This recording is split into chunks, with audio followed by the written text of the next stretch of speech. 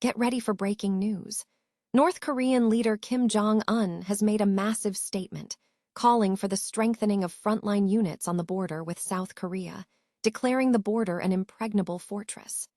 We dive deep into what this means for the tense situation on the peninsula and the military strategy unfolding right now.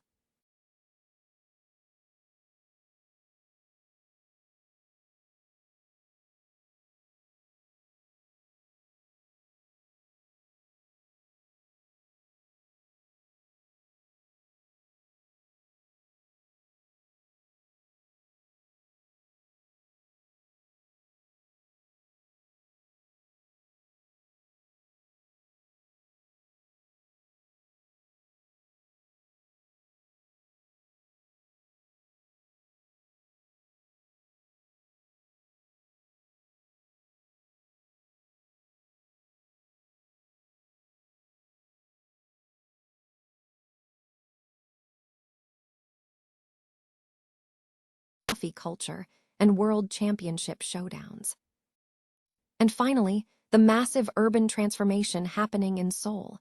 The Yeouido Sambu apartment redevelopment is finally unveiling its concrete blueprint, set to explode into a 1,735-unit complex. Don't miss this look at how Yeouido's redevelopment race is accelerating. Stay with us. North Korean leader Kim Jong Un has signaled an intent to significantly bolster military defenses along the border with South Korea, calling for the area to be transformed into an impregnable fortress. This statement was made during a recent meeting with Army Division and Brigade commanders. According to state media, KCNA, Kim stressed that strengthening frontline units was essential for more thoroughly deterring conflict. Kim also called for adjustments to the training system and the expansion of practical drills to align North Korea's military operational concepts with modern warfare. A key theme in Kim's address was the necessity of heightened vigilance against what Pyongyang terms the arch-enemy, referring to South Korea. The tensions persist as the two Koreas remain technically at war following their 1950-53 conflict, which concluded with an armistice rather than a formal peace treaty. In response, South Korea's Unification Ministry noted that this appeared to be Kim's first reported meeting with division and brigade commanders since assuming power, emphasizing Seoul's commitment to managing military tensions and fostering trust. Meanwhile, South Korea's Joint Chiefs of Staff reported that North Korean troops have intensified fortification efforts near the land border since March, including the construction of walls. Analysts suggest Kim's reference to fortifying the southern border may also imply plans to enhance military presence along maritime boundaries, such as the disputed Northern Limit Line. Furthermore, experts believe Kim's focus on modern warfare and redefining operations reflects lessons learned from recent conflicts, including the deployment of drones, precision strikes, and electronic warfare. Singer Park Seo-jin is set to conclude his national tour with a special encore concert in Seoul. According to his agency, God of Janggu Entertainment, the event, titled 2025-26 Park Seo-jin National Tour Concert (MY name is SEOJIN Encore Concert), will take place on July 4th and 5th at the Ticket Link Live Arena in Banggi-dong, Songpa-gu, Seoul. This concert marks the finale of his extensive national tour, which began with a Seoul performance last December and included stops in cities such as Daejeon, Ilsan, Busan, and Gwangju. Throughout the tour, Park Seo-jin has garnered significant acclaim from fans for his consistent live performances, dazzling Janggu displays, genre-defying stage compositions, and highly engaging fan interactions. In acknowledgement of the overwhelming support, the Seoul Encore concert was confirmed ahead of schedule. Representatives from God of Janggu Entertainment announced plans to elevate the experience for fans, promising an even richer lineup and an upgraded stage for this final performance. They emphasized that the intense support received nationwide would generate explosive synergy during the Seoul Encore concert.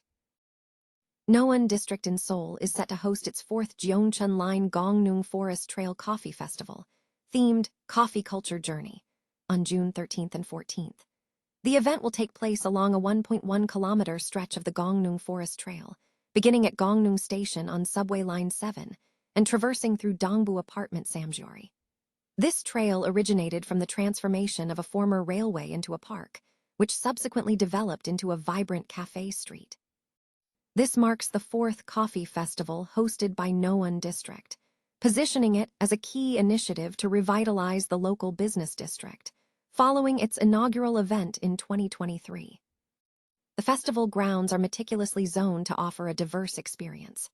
The main stage near Gyeongchun Station will host the main events, while the route toward Seoul National University of Science and Technology will feature dedicated global zone, local coffee zone, and dessert zone areas. The forest trail section will incorporate a food zone, an experience zone with rest areas, and a youth market zone featuring booths for young entrepreneurs and a busking stage. Visitors will also have access to Malberg, an exhibition showcasing 1,105 rare coffee grinders from around the globe, and the Gyeongnyung Dokubai Market. Participation is international, with local establishments like Gangneung Bohemian and nationally renowned venues joining alongside embassies from over 20 coffee-producing nations. Countries such as Kenya, Guatemala, and Vietnam will feature booths to showcase their coffee and culture, while nations like Ecuador and Indonesia will present cultural performances. A major highlight for coffee enthusiasts is the World Coffee Championship, where winners in 7 categories, including roasting, tasting, brewing, latte art, and coffee quiz, will compete on the main stage after preliminary and final rounds. A local coffee competition will pit visitors against beans roasted by Nowon District cafes, with awards presented at the closing ceremony. Beyond the competitions, the festival features a dynamic entertainment lineup. Main stage performances will include singers like Ailey, Norazo, and Park Seo-jin, alongside global cultural acts such as Indian dance and yodeling, and unique performances including electronic string, a cappella, and saxophone acts.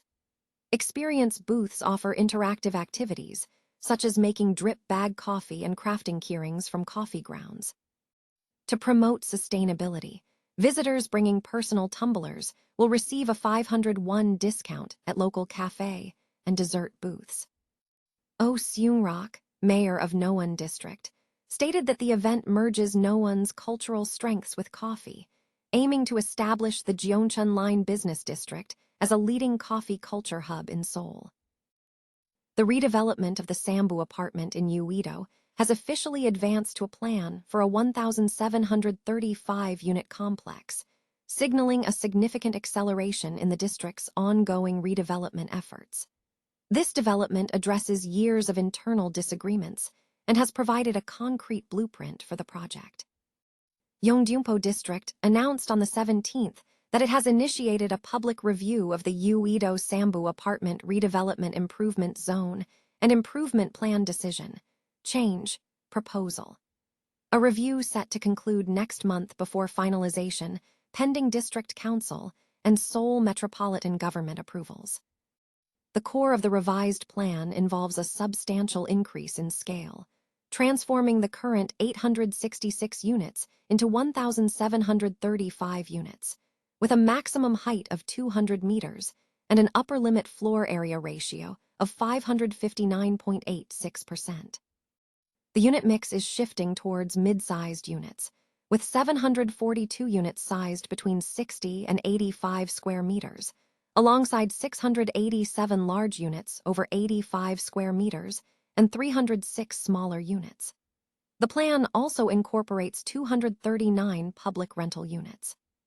Strategically located adjacent to Yeouido Station on Subway Line 5 and facing the landmark the Hyundai Seoul, the project is highly attractive due to its unit composition favoring mid to large sizes, which aligns with strong market demand, reflected in high asking prices for comparable units. The previous stagnation in the project was attributed to conflicts arising from the apartment's mixed zoning, split between 32 and 33 zones, which contained both commercial and general residential areas. A turning point occurred with the 2023 Yeouido Apartment District Unit Plan, which applied a commercial zone floor area ratio to the entire site, fostering consensus.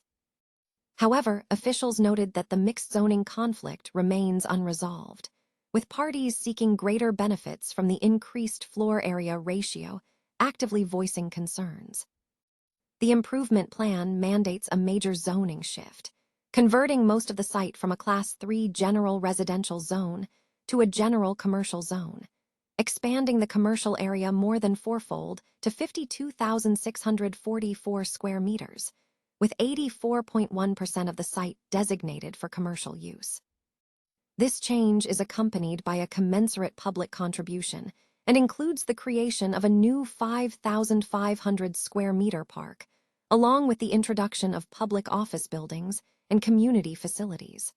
The resulting net public burden rate is set at 35.58%.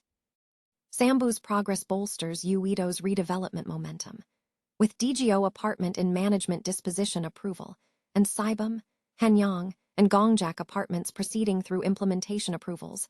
The pace is intensifying. Industry observers note that Yeouido is currently leading the region in moving the fastest and most cohesively, suggesting that the entry of projects like Sambu will only further accelerate the overall redevelopment pace in the district.